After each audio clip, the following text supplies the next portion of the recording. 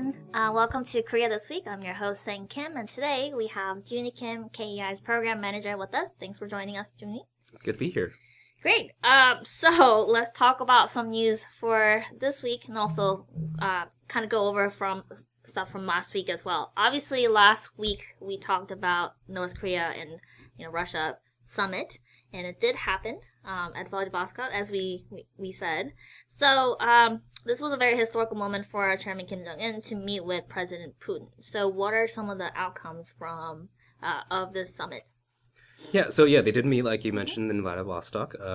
This is the first time that Kim Jong-un has met with Vladimir Putin personally. Right. The last time that a North Korean leader has met Vladimir Putin was his father, Kim Jong-il, a long time ago. So in terms of significant outcomes from the summit, there wasn't that much. There was some pleasantries that were exchanged. Both of them congratulated each other on each other's election victories. Putin brought up the idea of restarting the six-party talks as a forum to discuss North Korea's denuclearization. And for you that aren't familiar with it, that was the process that was taken in the late 2000s by the six-party nations, both Korea's, Japan, Russia, China, and the U.S., to discuss North Korea's denuclearization that ultimately fell apart. That idea was brought up again. The idea of North Korea would need security guarantees, not only from the U.S., but from other countries as well, and to have its sovereignty maintained throughout the denuclearization process was also mentioned. But no clear promises, no necessary formal agreements that were brought up throughout this whole entire summer process. Right, and then prior to the talk, we talked about there's maybe possibility of, sanction easing or any economic assistance from Russia. Was there anything discussed during the summit that we know of?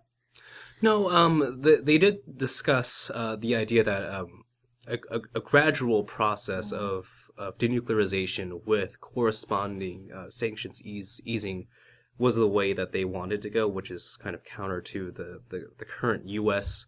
stance of having a very clear denuclearization process, at the very least outlined.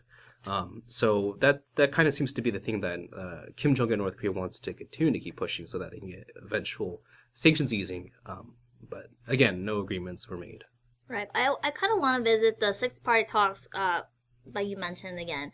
So this is something that Russia is suggesting, and it seems like other parties are not really suggesting to go back to the table. I know Mr. Bolton made comments over the weekend on the U.S. perspective. So what is the U.S. perspective on going back to six-party talks? Yeah, obviously for Russia it makes sense for them because it gives them a seat at the table in terms of the negotiation process. But the U.S. side has been very bilateral talks is kind of the main way that they would like to continue these negotiations. I think a large part of that is actually Trump's personal preference. I think he's shown that him and the administration has shown they're not a big fan of multilateral engagements, that they would prefer to have direct talks. That's just kind of his own personal style. And like you had mentioned, John Bolton, the national security advisor, kind of shot down the idea of wanting to restart the six-party talks from a U.S. perspective and to continue having direct engagements with North Korea. Right. So with that, we do have a couple blogs that talks about the North Korea and Russia summit. So there are two of them on our website. We'll also share the link on this page so you can also revisit the analysis. Next, I do want to talk about auto warfare. So that's been on the news along with the Russia and North Korea summit. So what do we know from the Washington Post article that's been going around? Yeah, so the Washington Post was the first to break the story, and a lot of information has been kind of coming out. Ambassador Joseph Yoon, I had an interview on CNN earlier today, kind of giving his take of the whole process.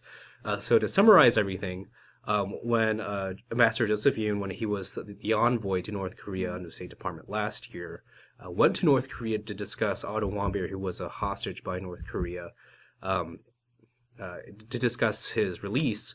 North Korea essentially just gave the U.S. a $2 million invoice for his health services, essentially. And following the process, Joseph Yoon asked his then boss, the Secretary of State Rex Tillerson, if this was okay.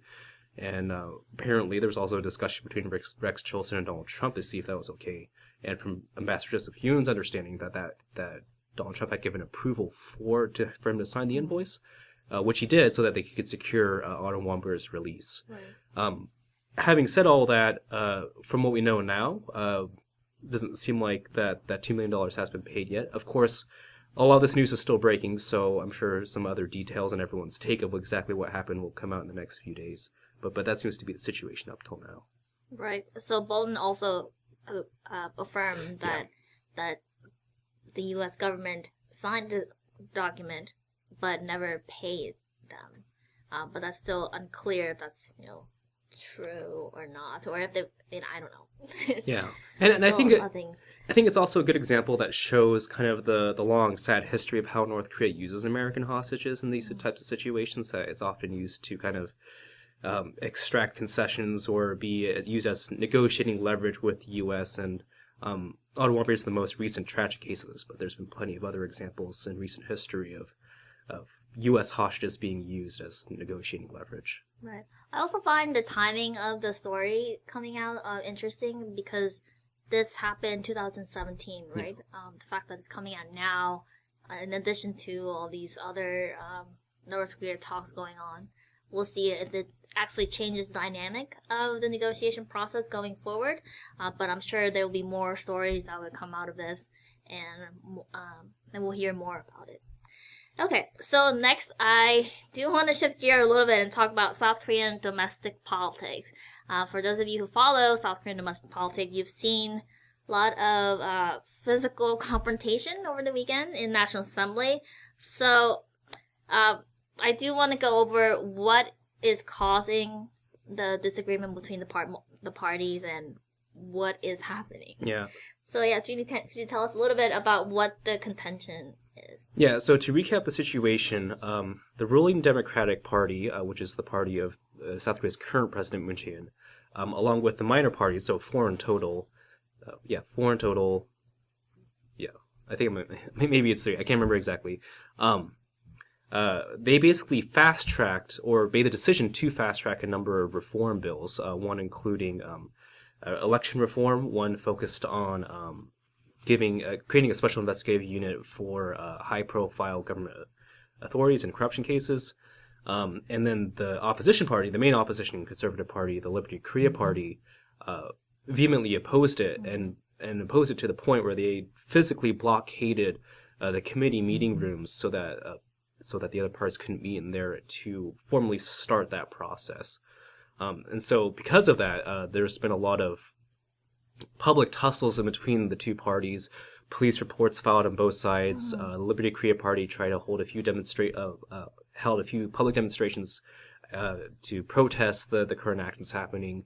On the opposite side, I think the Blue House has a petition going around online that has around 700,000 signatures asking for the disbanding of the Liberty Korea Party. So it's becoming this huge political fracas over the issue of fast-tracking these reform bills. Right, and I do want to talk about the electoral reform bill for a little bit. And with the National Assembly election being next year, it's obviously a very sensitive issue for both sides. So my understanding is that the reform bill will increase number of proportional representation, which how would that affect the makeup of National Assembly? Yeah, so like you'd mentioned, the reform bill is focused on giving more proportional representation to the National Assembly. And the Liberty Korea Party sees that as a move to buy the Liberal Democratic Party to basically kind of extend their ability to maintain their rule over the National Assembly. I don't know exactly how that would actually play out if this law were to come into effect. But like you had mentioned, with the upcoming legislative elections next year, it's a huge pivotal point for the conservatives to kind of draw a line in the sand of like, well, no, this is where we're going to make our case. And just kind of give some context for the current South Korean political situation. When President Moon Jae-in was voted in 2017, himself and his party, the Democratic Party, had very high approval ratings among South Koreans. That has kind of gone downhill over the past few years, and the Democratic Party still gets approval ratings of kind of in the high 30 percentile or so, but the Liberty Korea Party, the main conservative party, has started to make some gains over the past year as the Democratic Party has gone down. So I think there's an understanding on the conservative side that there is room for them to try to gain back some of their constituency in this next election. Right, and also looking forward, not only in their National Assembly election next year, but also if they're considering the presidential election, Yeah. they definitely want to have their grounds firmly, installed for them. So this is probably more closer to the conservative versus liberal in a bigger scheme of things. So with that, I think we'll have to see if there's any agreements or compromise or anything between the parties moving forward, and we'll keep you updated on those. So is there anything else you want to talk about in terms of the news? No, I think that pretty much covers the major issues. And again, a lot of it's like everything else in the Korean Peninsula, things are changing on a day-to-day basis. I'm sure we'll hear a lot more. Absolutely. And I do want to mention 2 events that KEI is hosting. So one is this Wednesday. It's a Korea Club event with Mr. Chung Bang-il. So he's the founder and director of No Chain, and also he's a survival of a political prison camp, Camp 15 in North Korea. So he will talk about documenting the North Korean Gulag, and especially the Yodo list. So that's this Wednesday. This will be at a Korean restaurant in Vienna called Wodeok. So it's on our website. You can check that out. And also we have on May 7th at 12 p.m. we have an event with Ken Goss. He will be talking about the domestic political issues and leadership dynamic in North Korea. So very, very interesting event coming up. So I hope you can join us for some of the events. If not, we'll be live streaming the event as well on Facebook and also on YouTube. So with that, thank you so much for watching, and we'll be back next Monday at 2 p.m. Bye.